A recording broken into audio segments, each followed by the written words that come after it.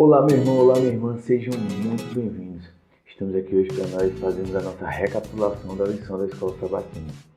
Se por algum acaso você ainda não tem o nosso guia, eu vou estar deixando aqui na descrição um link que você vai estar podendo clicar e você vai estar podendo ter acesso a todo esse material de forma gratuita. Então se você não tem ainda, não deixe de conferir aqui na descrição, tá certo? Também queria pedir a você que contribuísse aqui, que você se inscrevesse no canal, se você curtisse o vídeo, principalmente se você compartilhasse com as pessoas da sua igreja, com aquelas pessoas, principalmente que fazem parte da sua classe da Escola Sabatina, para que juntos nós entendamos um pouquinho mais sobre esse tema tão importante que nós estamos estudando esse trimestre, né, que é o tema descanso em Cristo. Um tema muito importante, principalmente para os dias que nós estamos vivendo, né? Então, não deixe de compartilhar e de você mesmo fazer essa lição que está sendo muito boa, está sendo sensacional.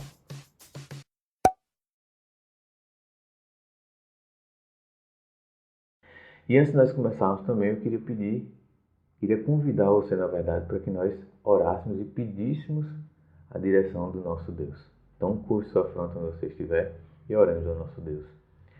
Santo Deus, eterno Pai, muito obrigado, Senhor, por estarmos mais uma vez podendo estudar a Tua lição. Que o Senhor nos ajude, que o Senhor seja o nosso guia, que o Senhor nos faça entender aquilo que o Senhor quer que entendamos de Tua palavra. Abençoe essa pessoa que está assistindo, abençoe também sua família, que o Senhor possa estar a cada dia derramando ricas bênçãos na vida dela. É isso que eu te peço em nome de Jesus. Amém. Seguindo aqui, nossa segunda lição traz como tema inquietos e rebeldes. E ela traz um versinho para memorizar que está lá em 1 Coríntios 10:11, que diz assim: estas coisas aconteceram com eles para servir de exemplos e foram escritos como advertências a nós, para quem o fim dos tempos tem chegado.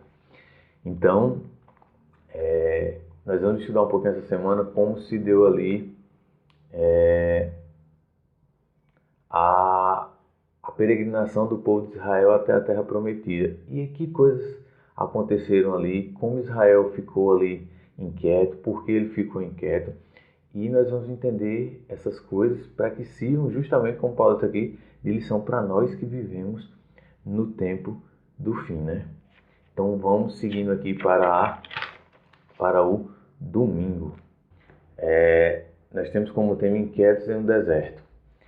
Aqui nós vamos ver o texto lá de Números,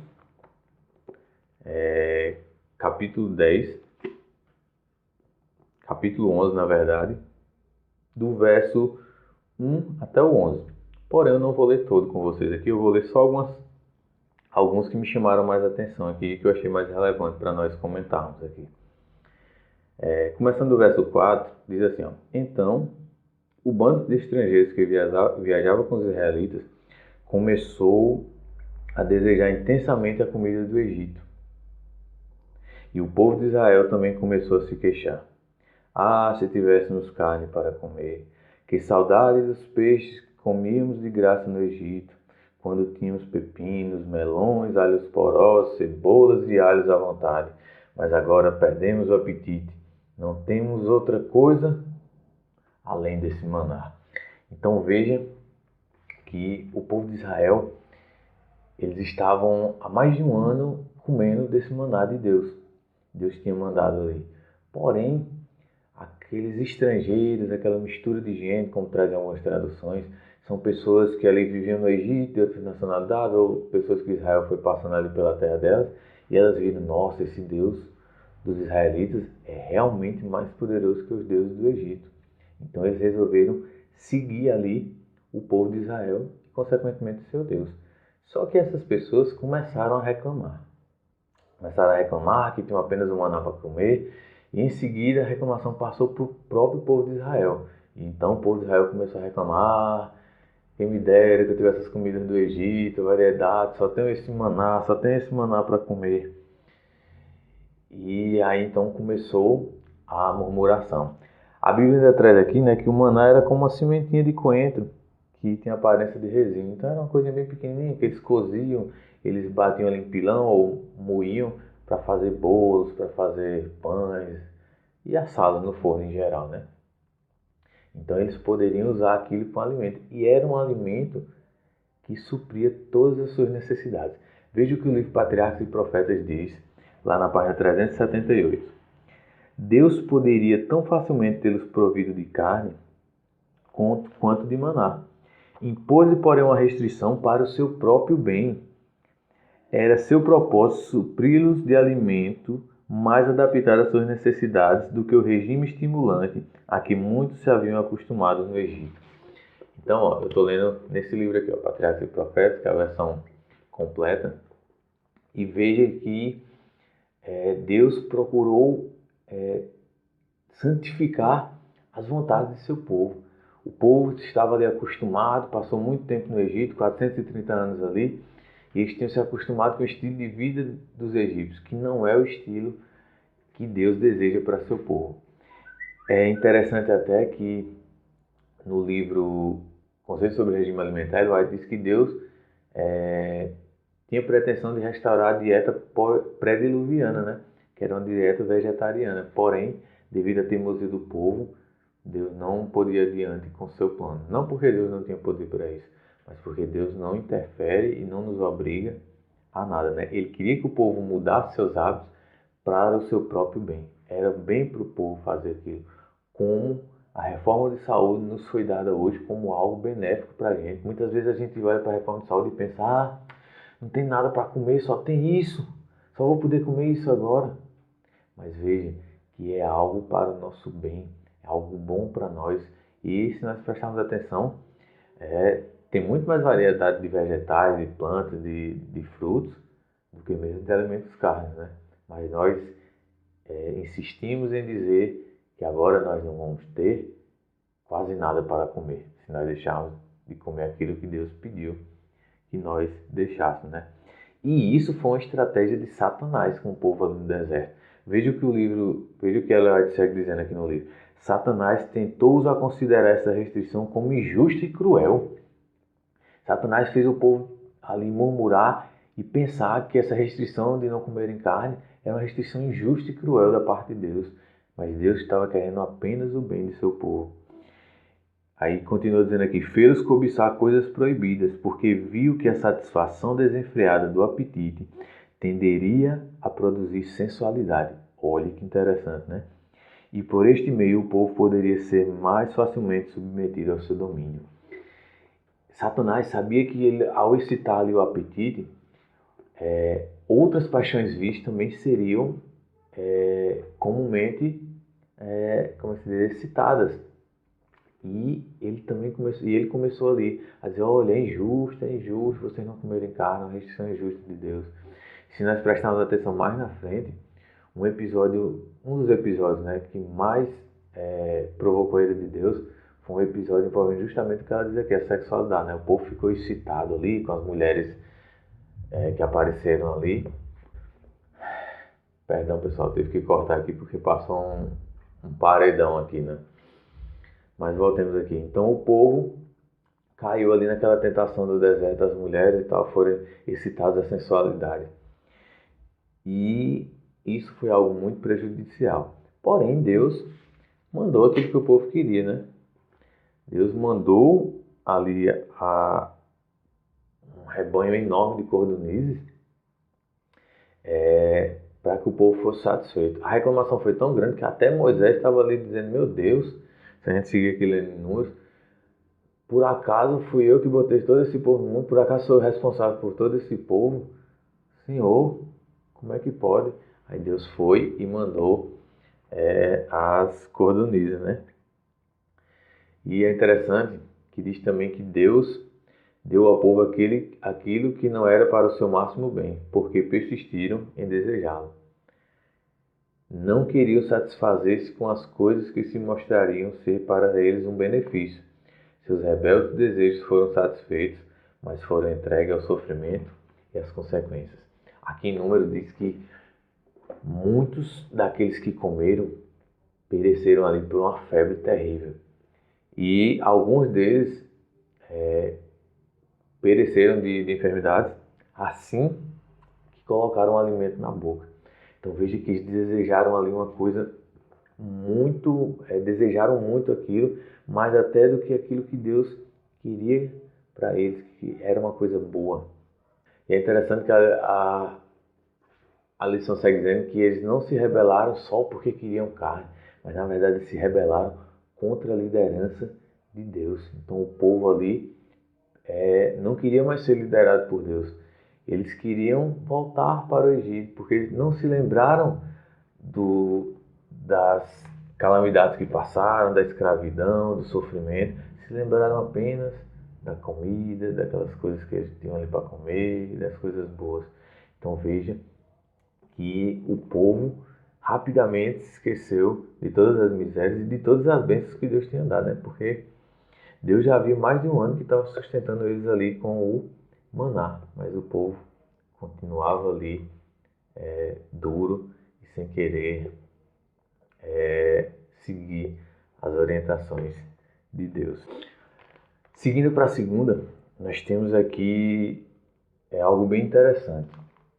A gente viu que a inquietação começou nos estrangeiros, passou para o povo, e aqui em Números 12 é mostrado que a inquietação passou também à liderança. Miriam e Arão estavam muito perturbados. Eles estavam tão perturbados ali que eles começaram a ficar aborrecidos por conta da esposa de Moisés, né? Que era a esposa dele, tinha origem cuxita, não era assim, digamos, uma pessoa, uma mulher de Israel. E eles começaram a criticar isso. Mas se nós prestarmos bem atenção, o aborrecimento deles, no texto bíblico, relata que não era basicamente por causa da mulher em si, mas por causa do que Deus havia mandado que Moisés fizesse e que Moisés prontamente fez. Deus havia mandado que Moisés selecionasse 70 homens ali para ajudar na liderança. E Miriam e Arão ficaram enciumados. Eles exerciam cargos altos de liderança e se sentiram ameaçados com essas escolhas lá, desses 70 homens para ajudar na liderança. E eles começaram então, sem poder criticar a Deus, começaram a criticar a Moisés. E a lição traz que o aborrecimento deles tinha um foco no dom profético. Eles até disseram, porventura Deus só fala através de Moisés, não fala através de nós. E eles seguiram ali em sua lamentação, em sua inquietação ali com Moisés, né? Porém, Deus respondeu de forma muito severa, porque eles não estavam criticando a Moisés, mas eles estavam criticando a Deus. Então Deus mandou ali uma peste sobre Miriam. Arão não foi atingido porque ele era o sumo sacerdote. Se ele fosse atingido, ele não poderia ministrar no santuário. Mas Miriam foi atingida. E também, se a gente pegar no texto bíblico, a gente vê que Miriam, o nome de Miriam vem primeiro, insinuando como se ela que tivesse citado Arão. Arão já tinha aquele problema de fraqueza de caráter, né? Ele era muito levado pelas circunstâncias. Por exemplo, na confecção do bezerro de ouro. Moisés foi para o monte, voltou com as tábuas da lei e Arão permitiu que o povo fizesse um bezerro de ouro para adorar, né? Então Arão já tinha essa certa tendência a seguir ali o que fosse mais fácil, dependendo das circunstâncias. E assim foi dessa vez, e Miriam foi severamente castigada. Porém, Moisés, que estava ali sendo acusado, estava sendo ali, digamos assim, caluniado, ele intercedeu em favor dela. Veja a diferença do verdadeiro homem de Deus. Mesmo ali ela querendo arrumar alguma confusão para ele, alguma confusão com Moisés, mesmo ali eles perturbando Moisés, Moisés foi lá, intercedeu em favor dela. E Miriam foi curada, né? E a lição traz uma questão muito interessante aqui, ó. Lá no rodapézinho da lição diz assim, ó: embora seja fácil criticar a liderança da igreja, nossa igreja e nossa vida espiritual não seriam bem melhores se intercedêssemos em favor de nossos líderes, mesmo quando não concordamos com eles? Eu afirmo por mim, tenho certeza que seria muito diferente. Às vezes as pessoas estão ali na liderança, foram pessoas colocadas realmente por Deus, e cada um tem seus pensamentos, acha melhor alguma coisa fazer de uma forma ou de outra, não sendo doutrinas bíblicas, não sendo algo que a Bíblia diz, faça assim, que Deus deixa mais em aberto. Não há problema nenhum a gente fazer de um jeito, a gente fazer de outro. Por exemplo, a ordem do culto. Primeiro a escola sabatina, depois o culto, então inverter, primeiro o culto, depois a escola sabatina. Isso é simplesmente uma questão de opinião e de gosto, né? E nós, muitas vezes, queremos, estamos ali só criticando, reclamando e às vezes até atrapalhando, quando nós devíamos orar pela liderança, orar pelos nossos líderes, orar pela nossa igreja e principalmente ajudar, porque quantas vezes os líderes não são sobrecarregados por conta dessas picuinhas, dessas coisas que acontecem, dessas falações, desses resmungos, dessas críticas. E isso acaba cansando muito a liderança. E isso até aconteceu com Moisés mais para frente, quando Moisés bate o cajado ali na rocha, né? Mesmo sendo, como White diz, um homem muito manso, o homem mais manso que existia na face da terra, mas chegou uma hora que ele era humano ainda, e ele acabou se cansando daquilo e explodiu, né? Seguindo aqui para a terça, nós temos aqui que a inquietação leva à rebelião, né? O povo estava muito inquieto ali por causa da comida, assim, insatisfeito com a liderança de Deus, porque Deus só dava o maná, isso e aquilo, e as pessoas queriam fazer as coisas do seu jeito, mas era Moisés que dizia a última palavra, Moisés que estava ali em constante contato com Deus. E chegou uma hora que isso levou a uma rebelião, né? Que é aqui no episódio dos espias, quando o povo mandou 12 espias para ir olhar as terras de Canaã ali e trazer um relatório para ver como é que eles poderiam atacar. E os 12 espias foram, viram e trouxeram um relatório verdadeiro. Porém, quando eles relataram o tamanho dos muros, a força dos povos cananeus, os israelitas, ao invés de confiar em Deus, confiar no poder de Deus, que eles já tinham visto ser manifesto, eles resolveram murmurar. E ao invés de marchar, eles ficaram ali parados, chorando pelas dificuldades. E Deus se irritou com isso. Deus foi lá e disse para o povo que ele não ia mais entrar na terra prometida, né? E o povo, mesmo assim, continuava lá, teimando. Seguindo aqui para a terça, nós temos que a inquietação leva à rebelião. O povo de Israel já vinha ali inquieto, insatisfeito com Moisés, insatisfeito com Deus, insatisfeito com a comida, insatisfeito com tudo. E aí chegaram às portas da terra prometida e enviaram ali 12 espias, né?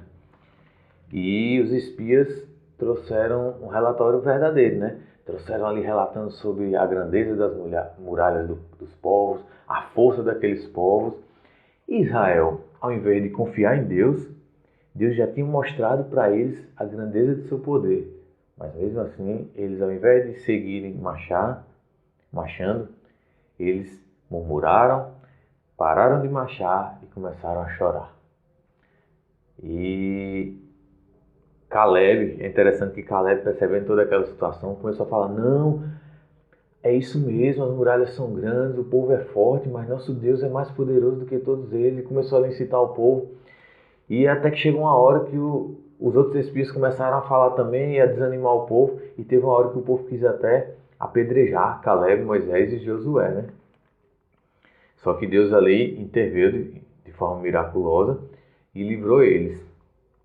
E ele até diz assim, ó: quando lemos Números 14, parece que a cena foi paralisada e podemos ouvir a conversa de Deus com Moisés.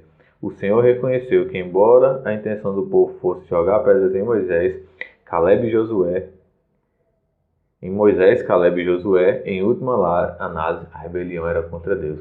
Então o povo se rebelou contra Deus. Explicitamente foi uma rebelião contra Deus. Então o povo já vinha inquieto, insatisfeito e na primeira oportunidade ali se rebelou contra Deus. Seguindo para a quarta, nós temos aqui a figura de um intercessor, né? O povo ali se rebelou contra Deus e Deus, lá em Números 14, faz uma proposta a Moisés. Deus disse a Moisés: olha, vou destruir todo mundo, vai descer fogo, vou acabar com tudo. E vou fazer de você, Moisés, uma grande nação. Moisés estava ali muito sobrecarregado. O povo tinha acabado de querer matar Moisés. O povo sempre estava ali reclamando, murmurando com Moisés, lamentando, perturbando Moisés. E agora Moisés tinha a oportunidade de se livrar de todos esses problemas, de todas essas pessoas que perturbavam ele ali. E sabe qual foi a resposta de Moisés? A mesma resposta de Jesus em relação a nós. Nesse momento que a gente vê o verdadeiro homem de Deus, Moisés, ao invés de dizer, destrói, Senhor, Moisés foi lá e intercedeu em favor do povo. Disse, Deus, não faça isso. Não destrua todo esse povo, esse é o teu povo. E isso é a mesma coisa que Jesus faz por nós. Mesmo nós nos rebelando, nós tentando contra Jesus, mesmo nós magoando, indo contra aquilo que Ele nos pede, Ele chega diante do Pai e intercede por nós. É interessante que diz aqui, ó, a graça combate a rebelião e a inquietação em sua essência. O perdão oferece novos recomeços. E a lição ainda está dizendo, de fato, muitos teólogos e estudiosos da Bíblia viram nessa ação de Moisés um exemplo do que Cristo faz por nós. A culpa do povo, que é nossa culpa, nem mesmo foi questionada. No entanto, Moisés implorou dizendo, segundo a grandeza da tua misericórdia, por favor, perdoa essas pessoas. Assim como o Senhor fez naquela ocasião por causa da intercessão de Moisés, Ele faz por nós hoje, por causa da intercessão de Cristo, por sua morte e ressurreição. Então veja que ao invés de nós querermos nos livrarmos das pessoas, destruir, muitas vezes nós ficamos ali irritados com alguns irmãos, com algumas pessoas que estão ali próximo de nós da igreja, e nós queremos simplesmente nos livrar dessas pessoas. Mas veja que a verdadeira atitude de uma pessoa, de um homem de Deus, de uma mulher de Deus, é interceder em favor dessas pessoas. Não para que essas pessoas sejam destruídas e saiam do caminho, mas para que essas pessoas mudem e sejam transformadas. Isso que Moisés queria. Moisés não queria se ver livre daquele povo. Moisés amava aquele povo. Ele queria que aquele povo fosse transformado para que eles vivessem em paz com Deus, seguissem a Deus de todo o coração. Era esse o desejo de Moisés. E esse deve ser o nosso desejo hoje. Nós devemos clamar a Deus para que transforme a nós e a nossos irmãos, para que nós sejamos todos seguidores da boa e perfeita vontade de Cristo. Seguindo para a quinta, nós temos aqui fé versus presunção. Aqui ele traz 1 Coríntios 10, do 1 a 11. Eu também não vou ler, se você não leu ainda, lê esse texto que ele é muito interessante. Mas eu queria só destacar um verso, né? Que nesse texto aqui traz o verso áureo de nossa lição, que é 1 Coríntios 10, 11. Estas coisas aconteceram com eles para servir de exemplo e foram escritas como uma advertência a nós, para quem o fim dos tempos é chegado. Então a lição até faz o questionamento aqui. Que semelhança você vê nas peregrinações de Israel pelo deserto e a experiência do povo de Deus vivendo um pouco antes da segunda vinda de Cristo? Então, muitas coisas que o Israel antigo viveu vão se repetir hoje. As coisas vão ser um pouquinho diferentes. Por quê? Vivemos em épocas diferentes, em contextos diferentes, tecnologias diferentes. Hoje as coisas são muito diferentes do que daquela época. Mas em essência, as tentações das coisas que vão acontecer com nós hoje vão ser as mesmas que aconteceram com Israel. Por isso nós precisamos tirar lições de todas aquelas coisas ruins que aconteceram com Israel, dos episódios que eles murmuraram, que vieram as pestes sobre eles, que eles não entraram na terra prometida. E nós também devemos tirar uma lição das coisas boas, né? Quando Israel foi obediente ali, confiaram em Deus, Deus deu vitória a eles. Nós também devemos tirar lições de Moisés, de Josué, de Caleb. Nós devemos aprender também as coisas boas e usar as coisas ruins para que nós aprendamos e não façamos, né? É interessante que a lição diz assim, ó, ao longo da história, o povo de Deus tem vagado pelo deserto em busca da terra prometida. E esse deserto tem muitas faces. Hoje parece uma enxurrada de mídia sem fim. O deserto hoje parece essa enxurrada de mídia, né? bips constantes de mensagens que chegam e o profundo zunido do entretenimento interminável. Então veja que hoje parece que o entretenimento não tem fim, parece que tudo hoje gira em torno do entretenimento. E a lição segue dizendo: esse deserto tenta nos vender pornografia como amor e materialismo como resposta a todos os nossos problemas. Então veja que Satanás tenta deturpar as coisas hoje. Ele tenta dizer que, por exemplo, se você for mais novo, se você for mais rico, um pouco mais jovem, um pouco mais sensual, todos os seus problemas vão ser resolvidos. Se você tiver mais recursos, todos os seus problemas vão ser resolvidos. Mas isso não acontece. Nossos problemas só são verdadeiramente resolvidos quando nós depositamos nossa vida nas mãos de Deus, quando nós confiamos e obedecemos em Deus, quando nós não somos presunçosos e nós vivemos pela fé em Cristo. E os israelitas reagiram, ao juízo de Deus. Eles se rebelaram contra Deus, não marcharam quando Deus mandou, tentaram matar Josué, Caleb e Moisés. Deus interveio ali e aí eles disseram: não, pecamos. Aí, ao invés de se arrepender e agora obedecer a Deus, ele disse: aqui estamos e subiremos nós para o lugar que o Senhor nos prometeu. Outra rebelião. Deus já tinha dado uma ordem explícita para eles voltarem para o deserto. Eles não iam tomar mais a terra prometida. Mas eles se acharam ali, não pedimos perdão a Deus, reivindicamos as promessas e agora a gente pode ir. Mas veja que não foi bem assim. A lição até traz aqui, que a rebelde reviravolta de Israel, relatada nos últimos versos de Números 14, resultou em morte e decepção, já que os israelitas se recusavam a aceitar as novas instruções de Deus e obstinadamente lançaram um ataque sem a Arca da Aliança e sem a liderança de Moisés. Então, esqueceram Deus de novo, Deixaram Deus de lado e foram seguindo ali os seus instintos. E eu queria ler aqui o texto de sexta-feira, para a gente complementar aqui. Eu queria ler aqui com vocês o texto do Desejado de Todas as Nações, para a gente finalizar aqui e complementar tudo aquilo que a gente viu nessa lição. Ele diz assim: presunção, a falsificação da fé, é produzida por Satanás. A fé reivindica as promessas de Deus e produz frutos de obediência. A presunção também reivindica as promessas, mas as usa como fez Satanás, para justificar a transgressão. A fé teria levado nossos primeiros pais a confiar no amor de Deus e obedecer seus mandamentos. A presunção os levou a transgredir sua lei, crendo que seu grande amor os salvaria da consequência de seu pecado. Reivindicar a aprovação do céu sem cumprir as condições pelas quais a misericórdia de Deus é concedida não é fé. A verdadeira fé se fundamenta nas promessas e providências das Escrituras.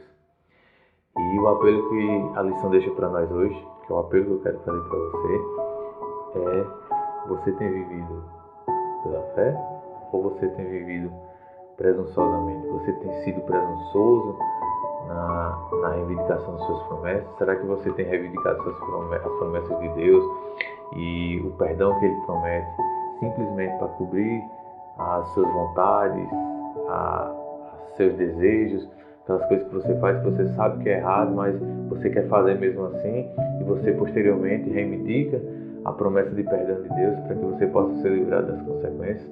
Será que é assim que você tem se portado?